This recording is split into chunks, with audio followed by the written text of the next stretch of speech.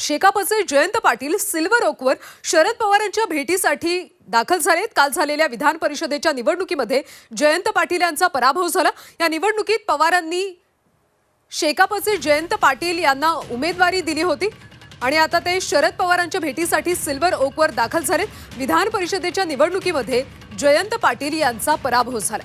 शेकापचे जयंत पाटील आता सिल्वर ओकवर शरद पवारांच्या भेटीसाठी दाखल झालेत। शरद पवार गटाकडून त्यांना विधान परिषदेसाठी उमेदवारी देण्यात आली होती, मात्र विधान परिषदेच्या निवडणुकीमध्ये जयंत पाटलांचा पराभव झाला। शेकापचे जयंत पाटील सिल्वर ओकवर दाखल झालेत। शरद पवारांची ते भेट घेणार आहेत। काल झालेल्या विधान परिषदेच्या निवडणुकीमध्ये जयंत पाटील यांचा पराभव झाला। सीमा आढे आपल्या प्रतिनिधी आहेत, त्यांच्याकडून सविस्तर माहिती घेऊयात। सीमा, खरं तर काल विधान परिषदेच्या निवडणुकीमध्ये जयंत पाटलांचा दारुण पराभव झाल्याचं पाहायला मिळतंय। आज ते शरद पवारांची भेट घेणार आहेत, कशा पद्धतीने चर्चा होईल?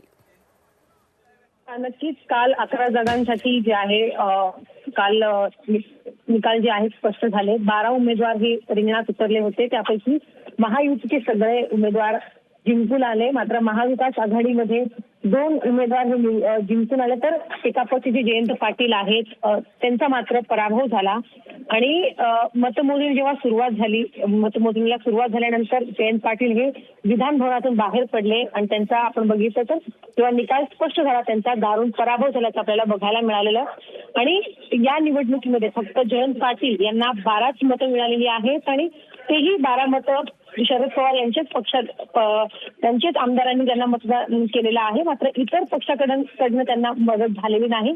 आणि या पार्श्वभूमीवरती आज आपण बघतोय की जयंत पाटील हे सिल्वर ओकवरती दाखल झालेले आहेत आणि शरद पवार यांची भेट घेणार आहेत। आणि या भेटी दरम्यान कालच्या निकालावरती चर्चा होईल आणि या चर्चेनंतर जयंत पाटील जे आहेत माध्यमांसमोर आपली भूमिका मांडणार आहेत। नक्कीच सीमा, त्यामुळे आता ते माध्यमांसमोर नेमकं काय बोलतात हे पाहणं देखील तितकंच महत्त्वाचं आहे। धन्यवाद माहितीसाठी।